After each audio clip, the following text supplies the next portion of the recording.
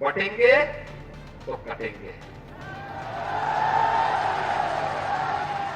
आप देख रहे हैं ना, बांग्लादेश में देख रहे हो ना। भारत की जनता देश की वफादार ना रहें बल्कि मोदी की वफादार रहें, और अगर नहीं करेंगे तो जिस तरह शेख हसीना ने बांग्लादेश में मासूम लोगों पर गोलियां चलवाई, क्या वो गोलियां चलवाएंगे। सब बातें जो हैं ये इसलिए कर रहे हैं क्योंकि उनको नज़र आ रहा है कि उन्हीं की पार्टी के लोग उनको हटाना चाहते हैं मुख्यमंत्री के पद से।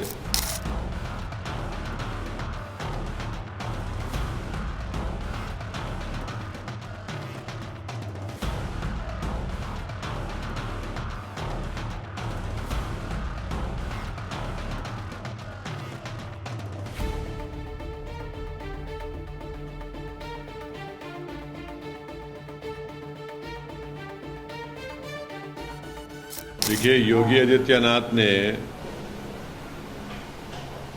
खुद वो भारत की बेइज्जती कर रहे हैं, भारत को कंपेयर कर रहे हैं बांग्लादेश से।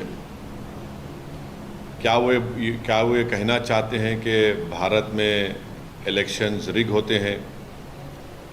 क्या वो ये कहना चाहते हैं कि नरेंद्र मोदी की सरकार इनस्टेबल है? और भारत को बांग्लादेश से वो क्यों कंपेयर कर रहे हैं?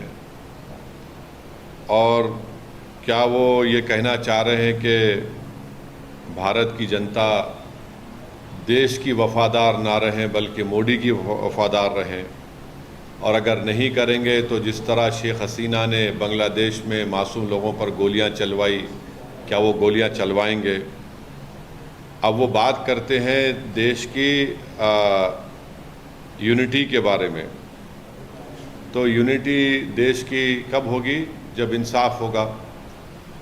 और ख़ुद योगी ने उनके राज में कई फॉल्स एनकाउंटर्स हुए अल्पसंख्यक समाज मुसलमानों के। उनके राज में आज भी बुलडोज़र के ज़रिए मुसलमानों के घरों को तोड़ दिया जाता है। तो और उन्हीं के राज में लोग बोलते हैं कि मुसलमानों का क्या जेनोसाइड, नरसंहार हो। वो खुद हेट स्पीच देते हैं मुसलमानों के बारे में। योगी ने खुद कहा था ठोक देंगे।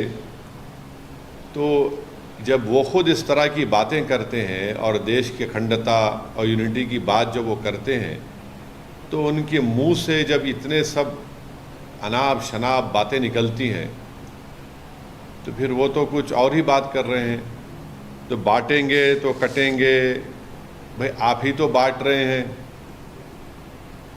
कौन बांट रहा है? आप ही तो बांट रहे हैं। आप ही ने कहा था कि इस बाई इलेक्शन जो होने जा रहे हैं उसमें मुसलमान और यादव ऑफिसर्स नहीं होना चाहिए।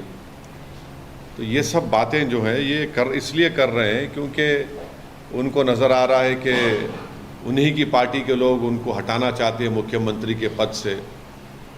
तो शायद वो बीजेपी को कह रहे हैं कि बटेंगे तो कटेंगे।